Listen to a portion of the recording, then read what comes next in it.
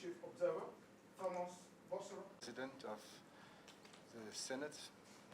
I'm here on behalf of Barry Andrews, a member of the European Parliament, elected in Ireland, former minister in Ireland. He is the chief observer, our head of mission of the EU Election Observer Mission. He opened the mission officially yesterday at a press conference and arrived here for his first visit this Friday. Friday, Saturday, Sunday, Monday, he conducted a series of meetings, including with the Vice President of Nigeria, the Ministry of Foreign Affairs, the INEC chairman, and key candidates in the elections. We are here to observe the general elections. We are a core team of 11 analysts based in Abuja. Sunday, we deployed 40 long-term observers throughout Nigeria. They work in teams of 2 and are currently based in 20 different state capitals. Closer to the elections, we will be joined by a delegation from the European Parliament, 7 members from the European Parliament and their staff. And in the days leading up to the elections, we will be seconded by members of the diplomatic community from EU member states, Norway, Canada, and Switzerland, making it a total of over 100 EU observers for the election day. The mission will issue a preliminary statement with our preliminary findings and conclusions 2 days after election day, meaning on the 27th of February. The core team and long-term observers will remain in country also to observe the 11th of March elections, and should there be a second round of presidential elections, we will also remain for that, and our chief observer, Mr. Barry Andrews, will also return for these elections. 2-3 months after the conclusion of the electoral process, we will return with a final report, also including and detailing a series of recommendations for future consideration. Those recommendations will be elaborated in close cooperation with stakeholders in the election process here in Nigeria. Thank you very much for your time. Thank you for receiving us. And thank you very much. We'll listen to His Excellency, the President. To the Senate section of the National Assembly. We are looking forward to meeting with Barry Andrews, whom you represent, the Chief Observer. But we are happy to receive you today. This meeting was supposed to take place yesterday. Unfortunately, it couldn't happen because I was to give a speech at the APC presidential rally in Uyo, Akwa Ibom State. So I wasn't around yesterday. Thank God we're having it today. The EU has been a wonderful partner to the development of Nigeria. We have been benefiting quite a lot, not only in the area of technical support and financial support for our general elections, but in other spheres just to make our country great. And we are very grateful for that. The general elections this year would be probably the best. This is because we worked so hard in the National Assembly to produce a very good document, a guide for the electoral environment in Nigeria. The amendment to the Electoral Act 2006 was signed by Mr. President into law last year, and the INEC has been given ample opportunities and a great deal of latitude to introduce technology for the elections. And the introduction of beavers, I think, will go a long way in ensuring that elections fraud, manipulations minimized to the barest minimum. We believe that one of the serious issues that bedeviled our elections previously was people voting, maybe even voting beyond those that are accredited and so on and so forth, based on the registered voters. But with beavers, you have to be accredited before you are allowed to vote. And we believe that it's going to be very easy to know if something untoward happens. Because if you have a number of votes, outnumbering number of accredited voters, definitely something has gone wrong. And such a unit would have to be cancelled. And of course, the Electoral Act provides that where the beaver itself fails to work, there will be no incidence form like we had in 2019. The elections, they would have to find new beavers that would function and conduct the elections the following day. And we believe that this is very, very significant in terms of making every vote counts in Nigeria. The National Assembly today, the Senate particularly, we are on recess. We have closed the Senate to enable our senators, the civil senators, to go and campaign for their elections, and where someone is not running, at least campaign for the political parties. We hope that we will be able to have the opportunity, just like any other person, to campaign for our seats where we are able to get our party tickets. The thing that motivates us more is what we have been able to give to INEC. I think INEC is a princely institution. We have always prioritized INEC. We believe that INEC shouldn't want. Where INEC makes a request, we believe that it's a genuine request, and we should always give INEC what our country can afford. Where we're able to give everything, we should do so. And if we have to meet INEC halfway, we must have a strong reason to do so. This is because we don't want any excuses from INEC. We want INEC to perform very, very well. We want the elections in 2023 to be very credible, very transparent, and with the introduction of additional technology in the beavers, we believe that we can achieve that kind of feat.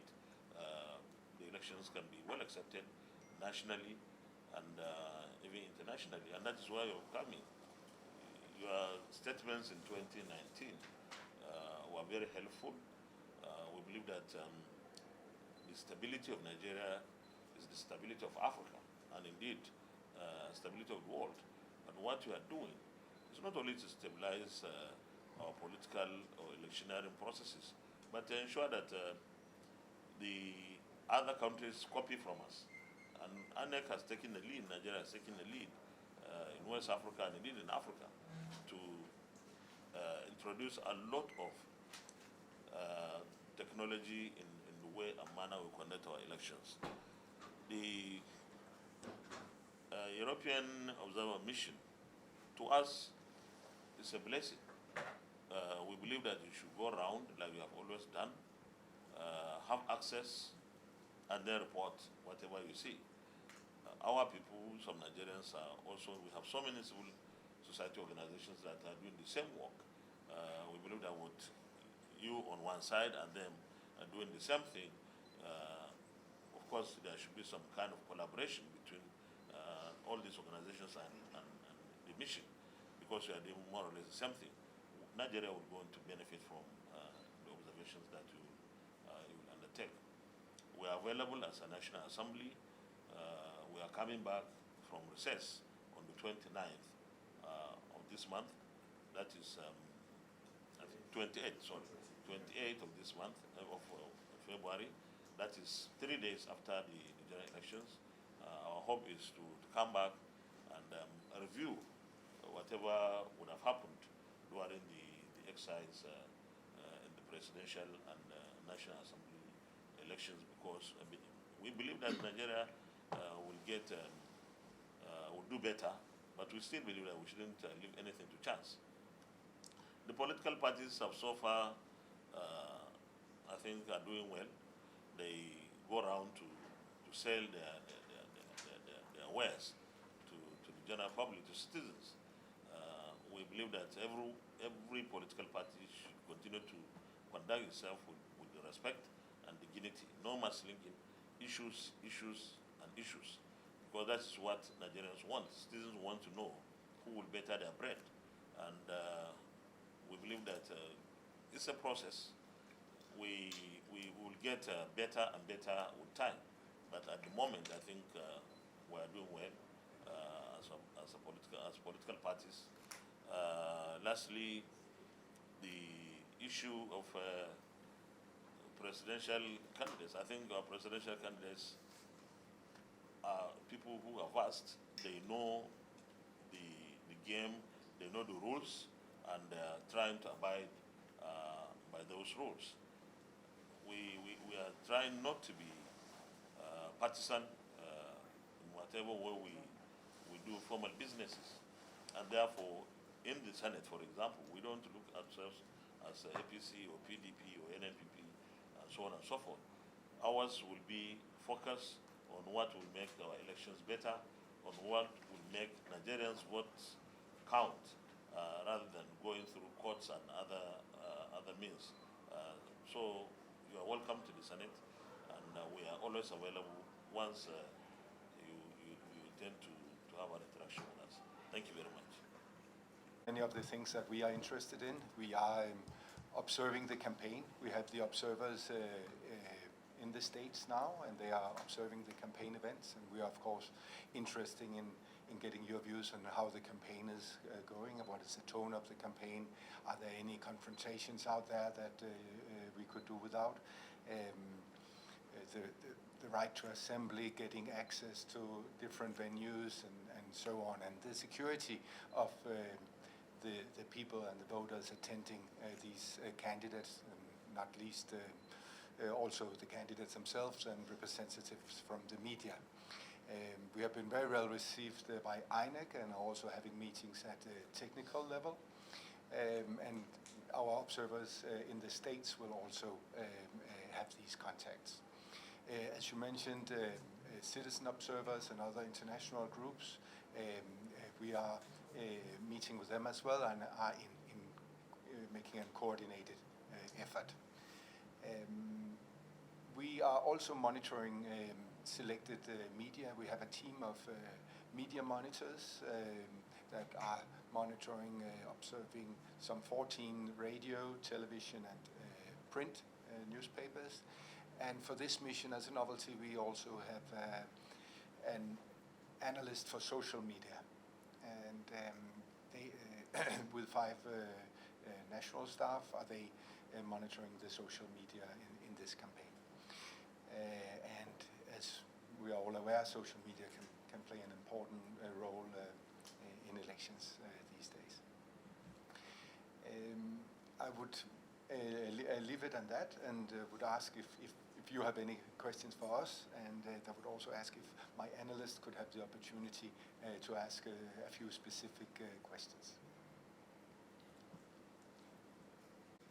Is doing everything possible to create a better security situation for not only the conduct of elections in 2023, but for citizens generally.